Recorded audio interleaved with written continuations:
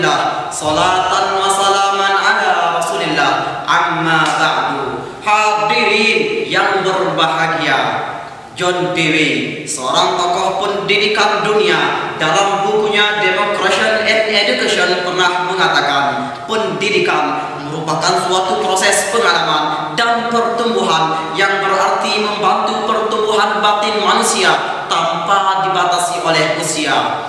Pentingnya pendidikan bukan hanya memberikan kita ilmu pengetahuan, akan tetapi mengajarkan kita pada sopan santun dan hal-hal yang menyangkut moral-moral kemanusiaan. Seperti yang telah kita ketahui, bangsa Indonesia sendiri masuk dalam 100 besar dengan negara pendidikan terbaik di dunia.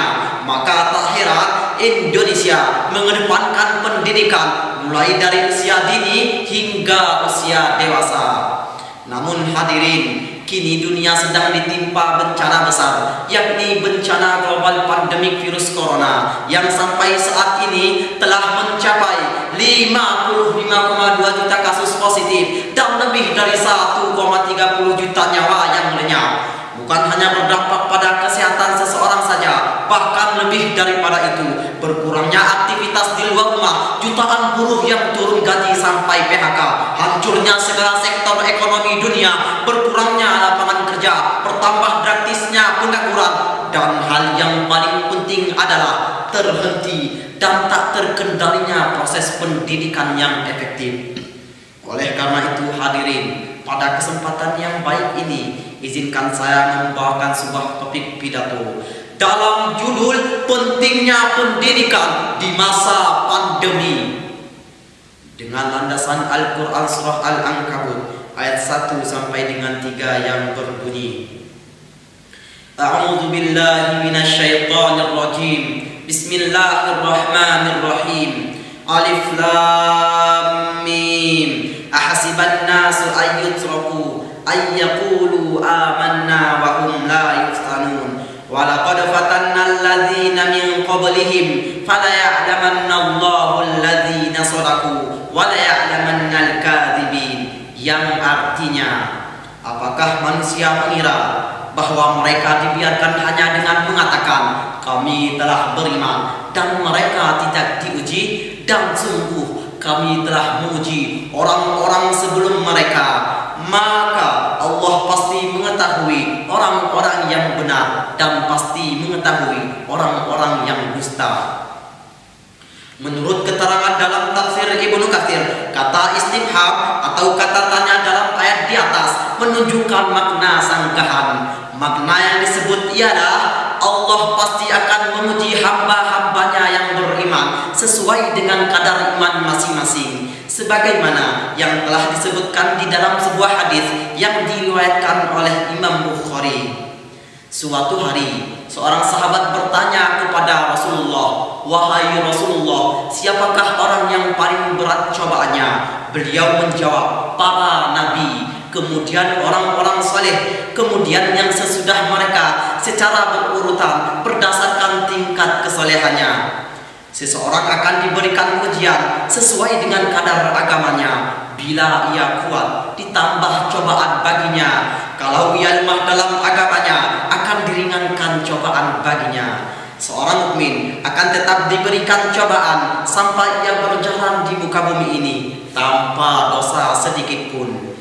Dewan Hakim yang arif dan bijaksana, hadirin yang saya muliakan, pandemi ini sangat berdampak pada dunia pendidikan yang menyebabkan pemerintah harus menerapkan sistem belajar daring atau belajar dengan cara online. Hal itu dilakukan guna meminimalisir kontak fisik secara massal sehingga dapat memutus mata rantai penyebaran virus tersebut.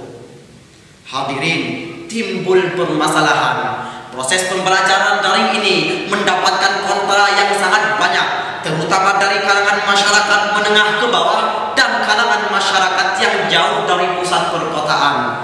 Mulai dari teknologi masyarakat yang tidak mumpuni, jaringan internet yang tidak merata, banyaknya menghabiskan kota, minimnya pengawasan antara guru kepada murid, dan berkurangnya pemahaman terhadap materi yang diberi. Sungguh miris pandemik terhadap pendidikan kita yang tercinta ini. Hadirin yang saya muliakan, timbul pertanyaan, bagaimana cara agar proses pendidikan kita menjadi lebih efektif walaupun masih dalam konteks pembelajaran daring? Maka ada 7 tips yang harus kita lakukan, yakni yang pertama, mengelola waktu dengan baik, yang kedua, mencari tempat yang nyaman, yang ketiga, konsentrasi dan selalu fokus dalam proses pembelajaran online, yang keempat, selalu berkomunikasi dengan pengajar dan teman belajar, yang kelima, mencatat materi-materi penting, yang keenam, disiplin dalam mengumpulkan tugas, dan yang ketujuh, menjaga kebersihan dan selalu mematuhi protokol kesehatan. Hadirin yang saya muliakan, jika 7 tips tersebut mampu kita terapkan, insya Allah proses belajar kita selama pandemi ini tetap bisa terkendali dan selalu efektif hingga akhirnya suasana kembali seperti biasa dan proses pelajaran kita kembali seperti biasa. Amin, amin ya rabbal alamin. Pada akhirnya proses pembelajaran kita selama pandemi ini memang tidak stabil, namun kita harus bisa menjalaninya secara istiqomah dan selalu sabar dalam menghadapinya. Setidaknya ada 5 olah yang harus kita terapkan: olah rasa agar iman melekat, olah rasio agar ilmu meningkat, olahraga agar badan sehat, olah kinerja agar produktivitas berlimpah, dan olah usaha agar ekonomi meningkat. Mungkin hanya ini yang bisa saya sampaikan, lebih dan kurangnya saya mohon maaf. Wassalamualaikum warahmatullahi